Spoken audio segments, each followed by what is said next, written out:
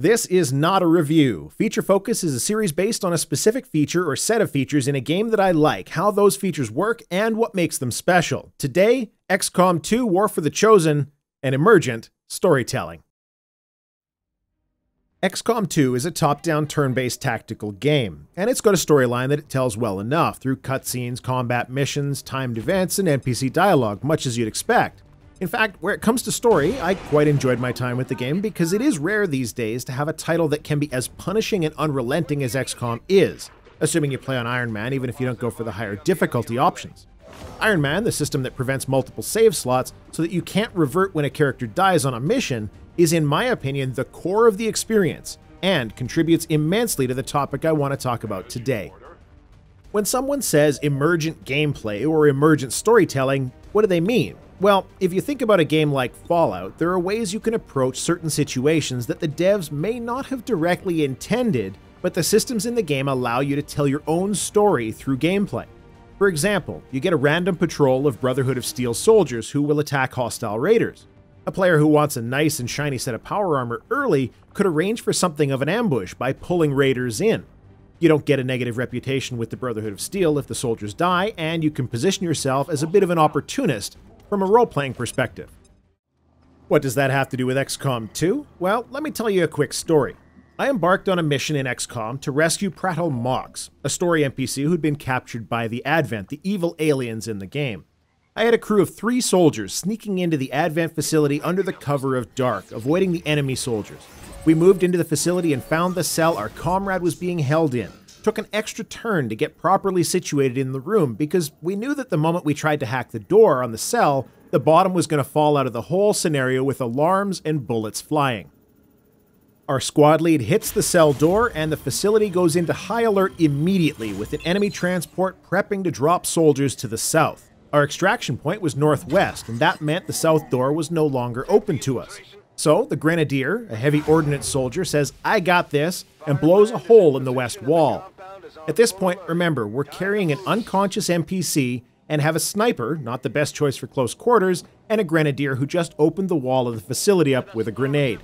The sniper and soldier carrying the package head out through the wall as Advent troops drop at the south door.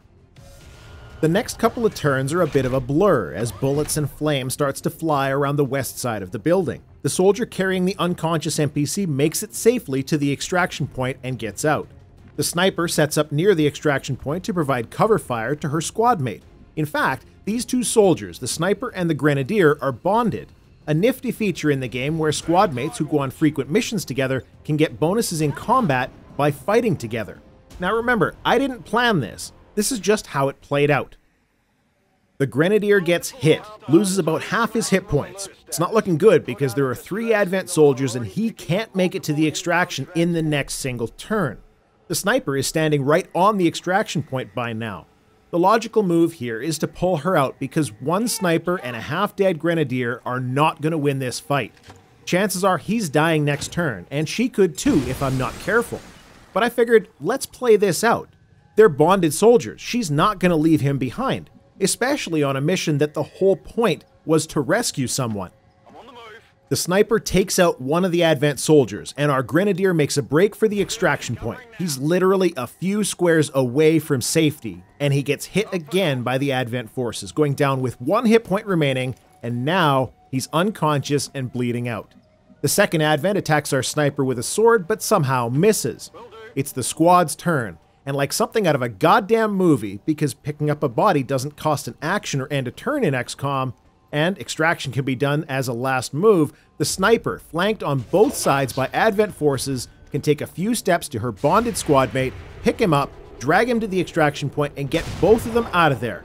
It was absolutely astounding, and like something out of an epic story. Now keep in mind that this mission is nothing special. It's a basic walk to point, pick up unconscious NPC body, move it to extraction, get reward kind of mission. It doesn't have any of the story that I just told you.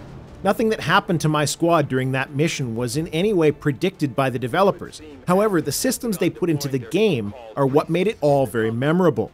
Those systems and features of the game are what I want to showcase here because I think it shows a great amount of foresight on the part of the devs to hit all of these angles simultaneously. The first is Ironman Mode, which is a simple active save system that gives permanence to your decisions. If a character dies, they're dead for good. So, as a player, I immediately become more attached to each soldier the more missions I play with them.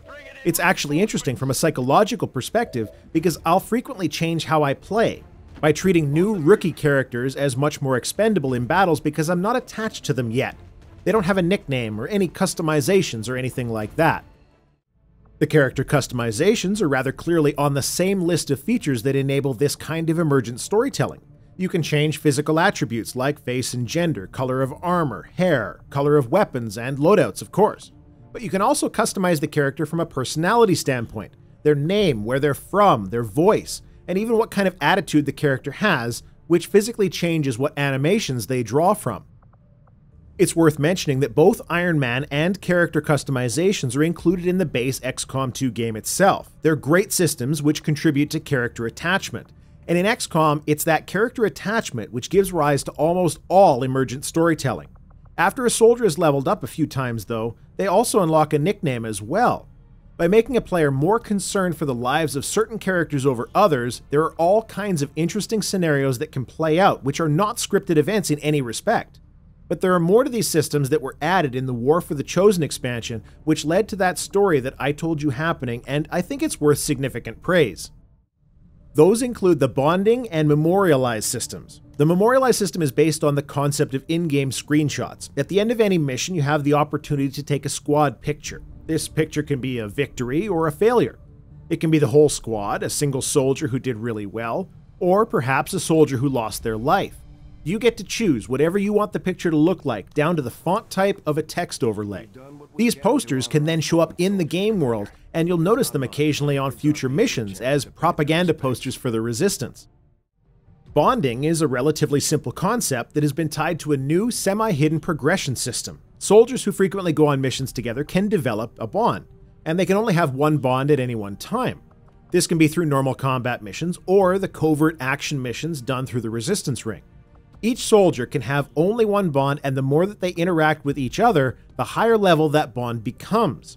As the bond level increases, it gives additional benefits, like one soldier effectively giving one of their actions to the other, or other combat bonuses.